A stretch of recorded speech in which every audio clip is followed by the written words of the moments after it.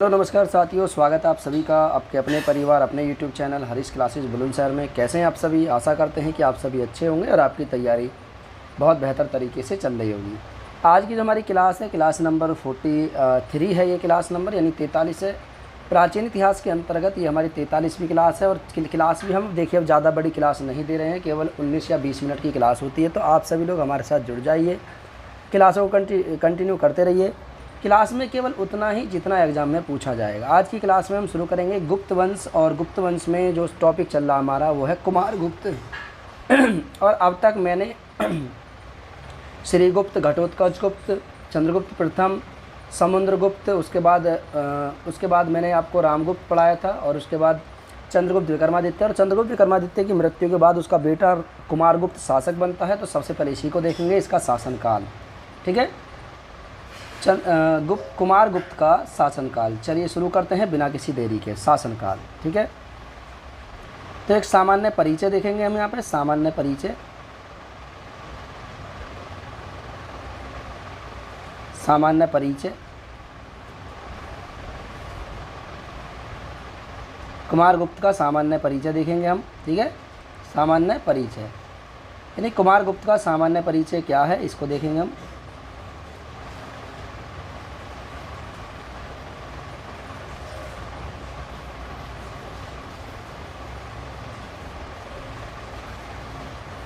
चलिए, ठीक है। तो यहाँ पे हम देखेंगे कि देखिए जैसे इसके शासनकाल की बात करें कि इसका शासनकाल कितना था।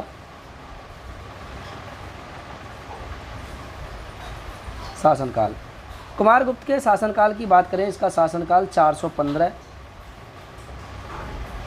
एडी से, ठीक है, 455 एडी, 455 एडी तक एडी तक इसका शासनकाल रहा। इसकी माता के नाम की बात करें तो इसकी माता का नाम था ध्रुव देवी। क्या नाम था? ध्रुव देवी।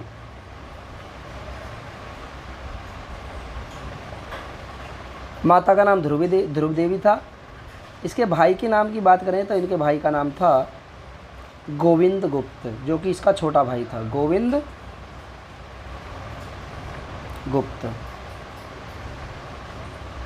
गुप्त जो कि इनका छोटा भाई था।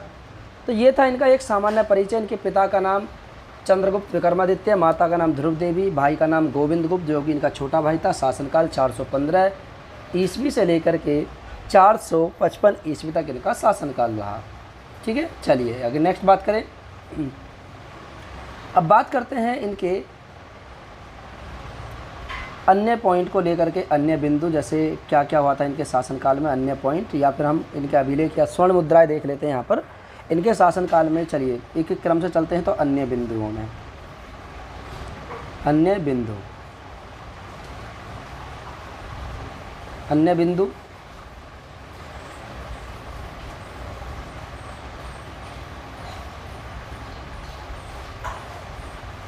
अन्य बिंदु, ठीक है। अन्य बिंदु की बात करें तो देखिए यहाँ पर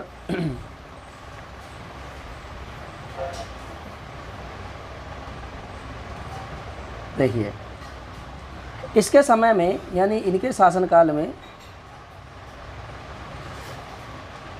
इसके समय में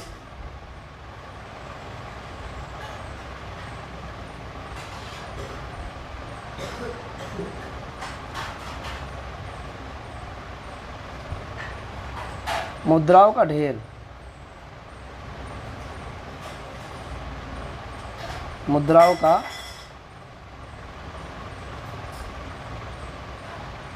ढेर, बयाना, बयाना ये राजस्थान में पड़ता है, बयाना राजस्थान, बयाना राजस्थान में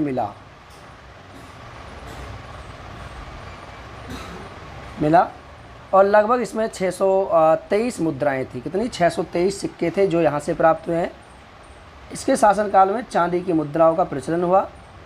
चांदी की मुद्राएं,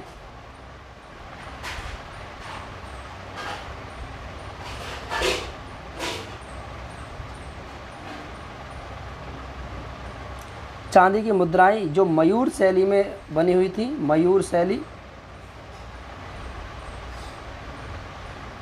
मयूर शैली में बनी हुई थी, मध्य प्रदेश में मिली हैं, मध्य प्रदेश से मिली हैं। यानी इसके शासनकाल की चांदी की मुद्राएं जो मयूर शैली में बनी थी वो कहाँ से मिली हैं? वो मध्य प्रदेश से मिली हैं। आगे बात करें, इसके समय में पुष्यमित्र जातियों ने आक्रमण किया। इसके समय में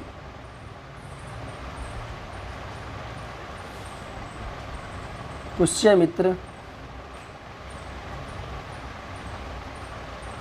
जातियों ने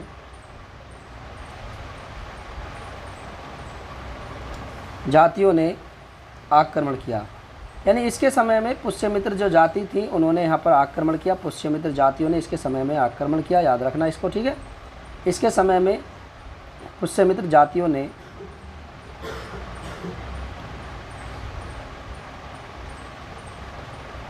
आक्रमण किया, ठीक है। इसके समय में पुष्यमित्र जातियों ने आक्रमण किया, इसको ध्यान रख लेना, ठीक है। इसकी जानकारी हमें कहाँ से मिलती है? भीतरी अभिलेख से। जानकारी कहाँ से मिलती है? भीतरी अभिलेख से। भीतरी अभिलेख, भीतरी अभिलेख से जानकारी मिलती है। भीतरी अभिलेख से हमें जानकारी मिलती है कि इसके समय में पुष्यमित्र जातियों ने आक्रमण किया था। आगे पॉइंट की बात करें तो देखिए,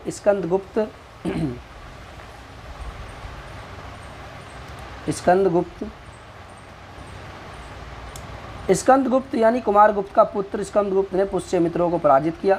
स्कंदगुप्त ने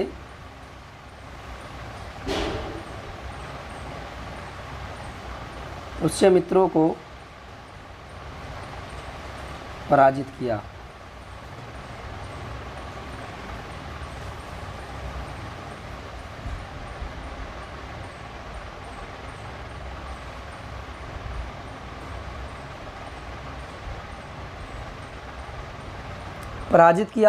नालंदा विश्वविद्यालय की स्थापना इसी के शासनकाल में हुई, ठीक है। नालंदा विश्वविद्यालय बिहार में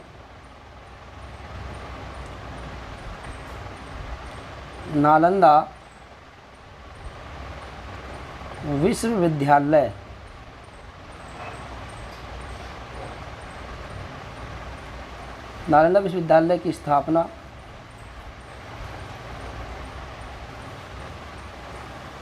इसके शासनकाल में हुई।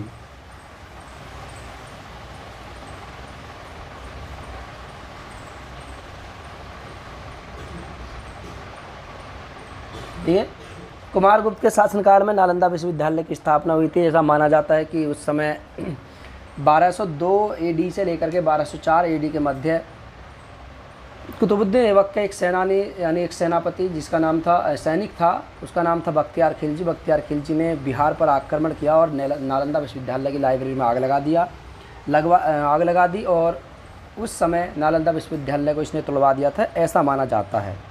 ऐतिहासिक मतों के अनुसार ऐसा माना जाता है, ठीक है। चलिए आगे बात करें इसके शासनकाल के, आगे बात करते हैं नेक्स्ट पॉइंट की। तो देखिए अन्य बिंदुओं में, जैसे अभिलेख की बात करें, अभिलेख यानी कुमारगुप्त के अभिलेख कहाँ से प्राप्त हुए? बहुत इंपॉर्टेंट अभिलेख हैं, अभिलेख, ठीक है। अभिलेख, क्योंकि इन्हीं से हमें जानकारी मिलती है अभिलेखों से। तो एक एक अभिलेख को हम देखेंगे, एक एक चीज़ को हम देखते चलेंगे अभिलेखों में। जैसे पहला है विलसड़ अभिलेख। सबसे अधिक अभिलेख इसी के शासनकाल के प्राप्त हैं, परंतु इसमें पॉइंट याद रखना, सबसे अधिक अभिलेख, सबसे अधिक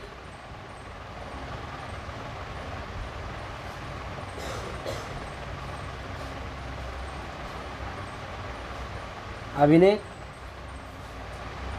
इसी के काल के प्राप्त हुए हैं।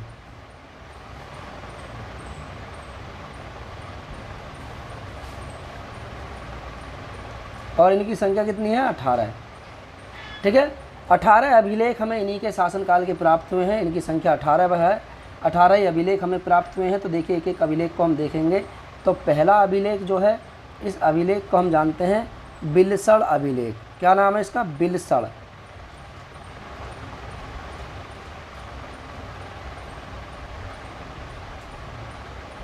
बिलसड़ अभिलेख, ठीक है। बिलसड़ अभिलेख की बात करें तो यह कुमारगुप्त के शासनकाल का प्रथम अभिलेख है। शासनकाल का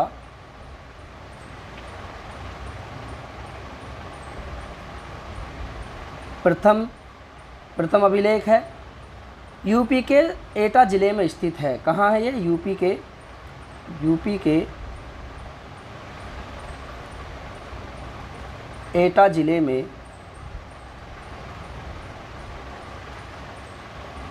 स्थित है। यह यूपी के एटा ज़िले में स्थित है। अब हमें यहाँ से जानकारी क्या मिलती है? देखिए जानकारी की बात करें कि इससे जानकारी क्या मिलती है इस अभिलेख से, तो इससे जानकारी मिलती है कि कुमारगुप्त व गुप्तों की वंशावली के बारे में जानकारी मिलती है। ठीक है। एक तो जानकारी मिलती है हमें कुमारगुप्त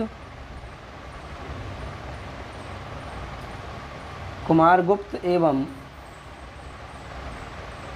गुप्त वंशावली, गुप्त वंशावली की जानकारी मिलती है।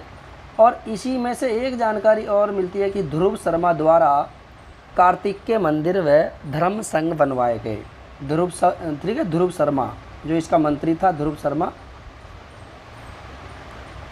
शर्मा द्वारा कार्तिक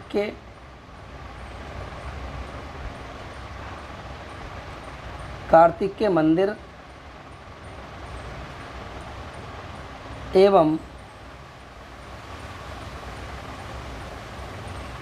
धर्म संघ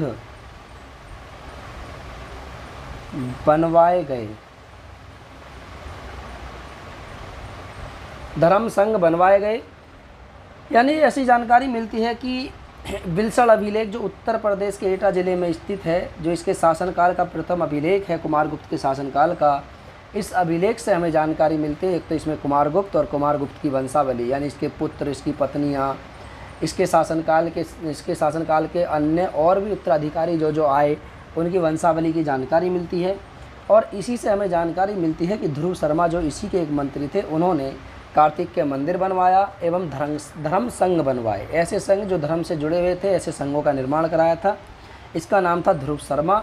ठीक है, चलिए आगे अभिलेख की बात करें तो अगला जो अभिलेख है वो कौन सा अभिलेख है?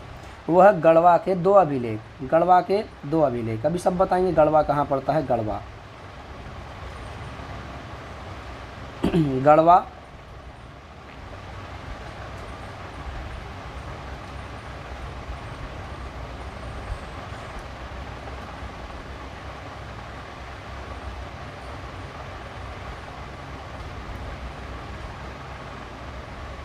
गढ़वा के दो अभिलेख कौन कौन से हैं? देखिए यह कहाँ स्थित है। पहली बात तो ये कहाँ स्थित है, पहले इसको ध्यान रखते हैं। गढ़वा के दो अभिलेख तो ये कहाँ स्थित है?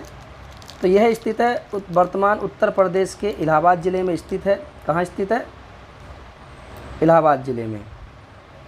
वर्तमान उत्तर प्रदेश के इलाहाबाद ज़िले में स्थित है यह अभिलेख। ठीक है, कहाँ है? वर्तमान उत्तर प्रदेश के इलाहाबाद ज़िले में। तो यह वर्तमान उत्तर प्रदेश के इलाहाबाद ज़िले में स्थित है।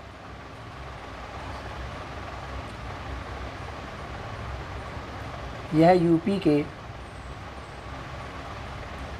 इलाहाबाद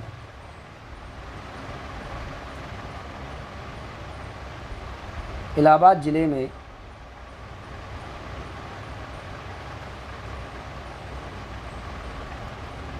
स्थित है।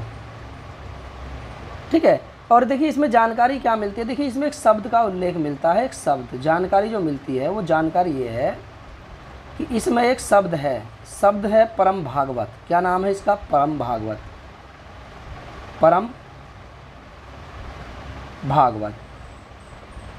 इसमें एक शब्द है परम भागवत। इसी शब्द का उल्लेख इसमें मिलता है। अर्थात इस परम भागवत शब्द से हमें पता चलता है कि कुमारगुप्त ने परम भागवत नामक उपाधि धारण की थी, क्योंकि गुप्त शासक ऐसे शासक थे प्राचीन काल में जिन्होंने बड़ी बड़ी और भारी भारी उपाधियाँ धारण करी, जैसे महाराज अधिराज, विक्रमादित्य, परम भट्टारक, ठीक है, परम भागवत, ये इस प्रकार की उपाधियाँ इन्होंने धारण करी थी। इसको ध्यान रख लेना चाहिए। अगला जो अभिलेख है वो है करमदंडा अभिलेख। कौन सा है? करमदंडा। तीसरा जो है वो है दंडा, ठीक है, करम दंडा। करमदंडा अभिलेख है, आइए जानते हैं इसके बारे में। करमदंडा यह उत्तर प्रदेश के फैजाबाद ज़िले में स्थित है, ठीक है, सॉरी ये फैजाबाद ज़िले में स्थित है। कहाँ स्थित है? फैजाबाद, उत्तर प्रदेश के फैजाबाद ज़िले में स्थित है, फैजाबाद में स्थित है।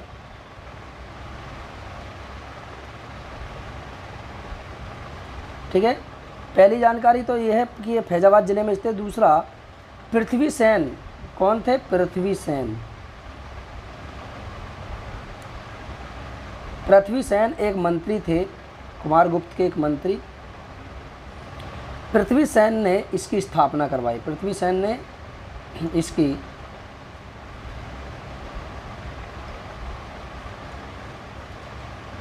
स्थापना करवाई।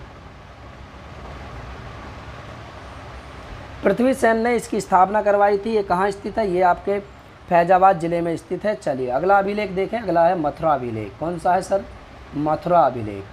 अगला जो अभिलेख है वो है मथुरा अभिलेख। मथुरा अभिलेख की हम बात करेंगे। कौन सा है? मथुरा। नंबर 4 मथुरा।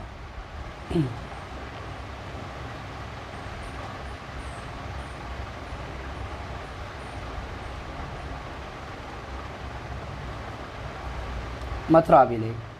मथुरा अभिलेख की बात करें तो इसमें बौद्ध प्रतिमा के, ठीक है, इसमें बौद्ध प्रतिमा के अधोभाग में ये स्थित है। कहाँ है ये? बौद्ध प्रतिमा के अधोभाग में स्थित है। यह बौद्ध प्रतिमा के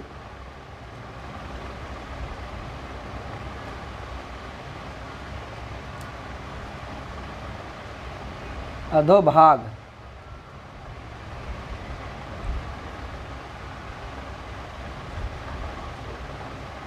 स्थित है। यह बौद्ध प्रतिमा के अधोभाग में स्थित है, यानी अगले वाले भाग में स्थित है, याद रखना, ठीक है, याद। चलिए नेक्स्ट आगे बात करें तो देखिए अगला जो अभिलेख है ये वैसे मथुरा में ही है, मथुरा। और ये अगला देखें सांची का स्तूप। कौन सा है? सांची। नंबर 5 सांची। सांची अभिलेख।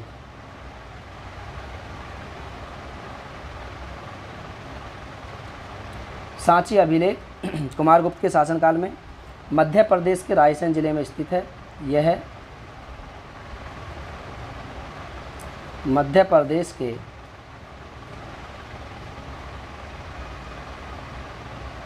रायसेन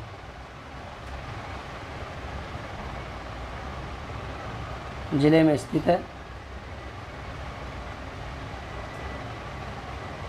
यह मध्य प्रदेश के रायसेन जिले में स्थित है। हरिस्वामिनी द्वारा आर्य संघ को इसे दान दिया गया था। हरिस्वामी, ठीक है, जानकारी मिलती है इसे। हरिस्वामिनी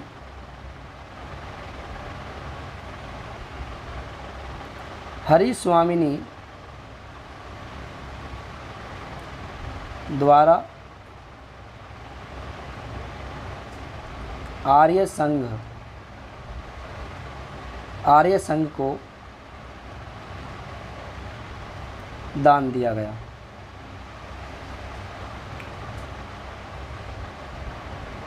ठीक है, आर्य संघ हरिस्वामिनी द्वारा आर्य संघ को इसे दान दिया गया था। और इसी अभिलेख से हमें जानकारी मिलती है कि हरिस्वामिनी एक थे, इनके द्वारा आर्य संघ को यहाँ पर दान दिया गया था, जो इसी अभिलेख में लिखा हुआ है। अगला जो अभिलेख है वो है तुम्मन अभिलेख। कौन सा है? तुम्मेन। तो अगला जो अभिलेख है वो है तुम्मेन अभिलेख।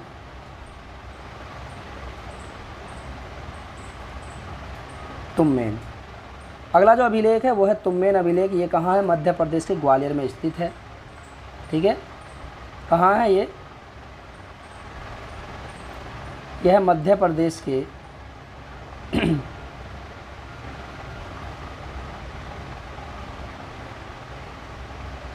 ग्वालियर में स्थित है। यह मध्य प्रदेश के ग्वालियर में स्थित है। इसमें कुमारगुप्त की प्रशंसा के बारे में लिखा हुआ है। कुमारगुप्त की प्रशंसा लिखी हुई है।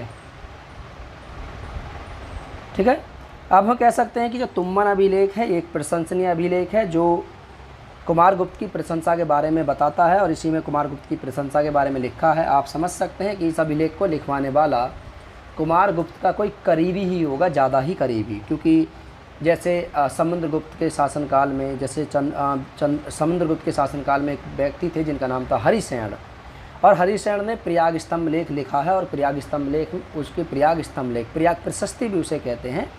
प्रयाग प्रशस्ति का मतलब होता है, प्रयाग प्रशस्ति का मतलब होता है प्रशंसा।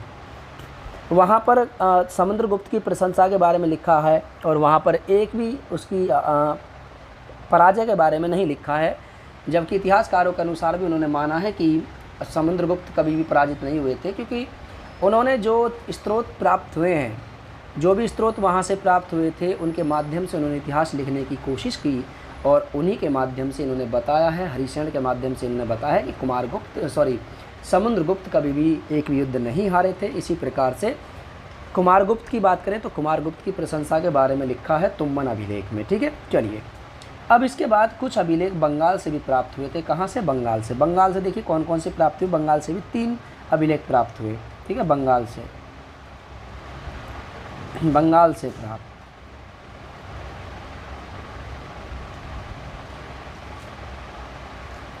बंगाल से 3 अभिलेख प्राप्त हुए। एक था धनदे। कौन सा था? धनदे। एक अभिलेख का नाम था धनदे। यह बांग्लादेश के राजशाही में स्थित है, क्योंकि बंगाल पहले भारत का हिस्सा था बांग्लादेश, लेकिन अब नहीं है।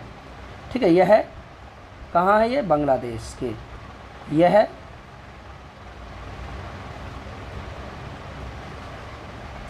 बांग्लादेश के राजशाही,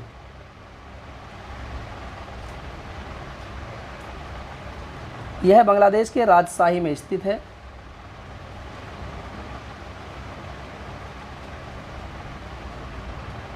यह बांग्लादेश के राजशाही में स्थित है। बराह स्वामिनी को भूमिदान का वर्णन मिलता है। इसमें जानकारी क्या मिलती है धनदेव से अभिलेख से? बराह स्वामिनी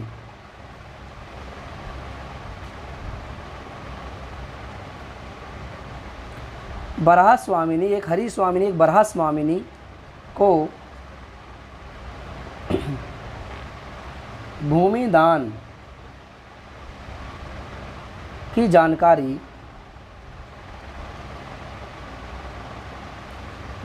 मिलती है। अब आप सोचोगे कि भाई ये क्यों लिखवा रहे हैं, ये क्यों लिखवाए जा रहे हैं सर? ये देखिए मेरे भाई, यहाँ पर ये पूछ सकता है क्वेश्चन कि बराह स्वामिनी को भूमिदान देने का उल्लेख हमें किस अभिलेख से मिलता है? तो वो अभिलेख है धनदे अभिलेख। क्योंकि आजकल क्वेश्चनों का कुछ पता नहीं है, क्योंकि एक यूपी में, अब उत्तर प्रदेश एक पैट का एग्ज़ाम हुआ था 2023 में। 2023 में यूपी पैट का एग्ज़ाम हुआ था। उस पैट के एग्ज़ाम में ये पूछा गया था कि गांधी जी ने लंगोटी पहनना कब शुरू किया था। तो आप खुद समझ सकते हैं कि एग्जाम का स्तर कि आप भैया कुछ भी पूछ सकता है। जब गांधी जी की लंगोटी पूछ सकता है तो ये तो नॉर्मल है। ठीक है, चलिए अब है दामोदरपुर। ठीक है, अगला जो है वो कौन सा है? दामोदरपुर। ठीक है, कौन सा है?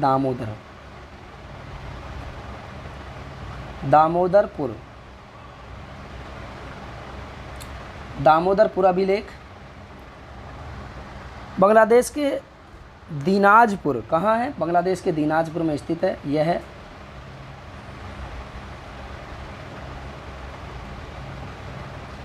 बांग्लादेश के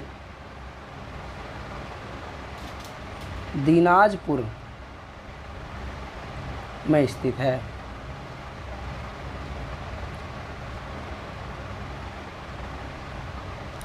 यह बांग्लादेश के दीनाजपुर में स्थित है, याद रखना है इसमें। यह बांग्लादेश के दीनाजपुर में स्थित है और कुमारगुप्त की शासन व्यवस्था का इसमें उल्लेख मिलता है। जानकारी क्या मिलती है? कुमारगुप्त की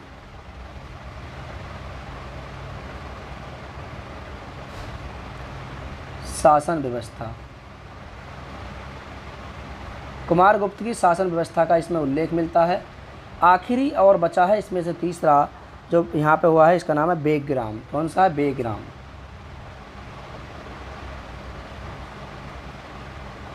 बेग्राम अभिलेख। बेग्राम अभिलेख की बात करें तो यह बांग्लादेश के बोगरा में स्थित है। कहाँ स्थित है? बांग्लादेश के बोगरा में स्थित है। यह बांग्लादेश के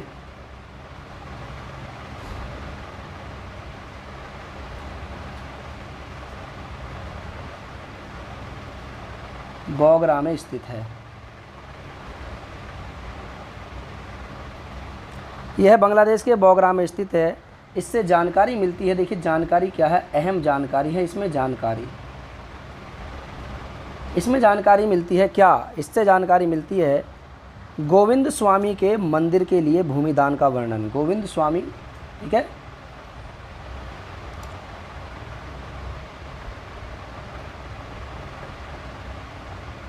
गोविंद स्वामी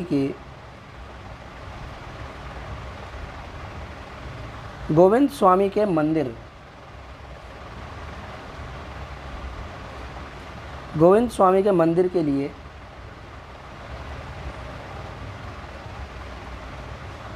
लिए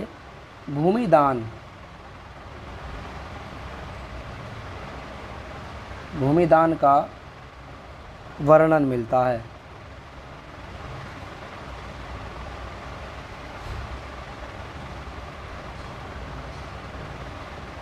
ठीक है, भूमिदान का वर्णन मिलता है इसी में से। ठीक है, चलिए तो आज की क्लास को हम यहीं छोड़ेंगे, फिर मुलाकात करेंगे आपसे नेक्स्ट क्लास में, क्योंकि आज की क्लास देखिए काफ़ी बड़ी भी हो चुकी है। तो आज की क्लास में सिर्फ इतना ही, फिर मुलाकात करेंगे आपसे नेक्स्ट क्लास में। क्लास को करते रहिए कंटिन्यू, फिर मुलाकात करेंगे नेक्स्ट क्लास में। तब तक के लिए नमस्कार, जय हिंद और जय भारत।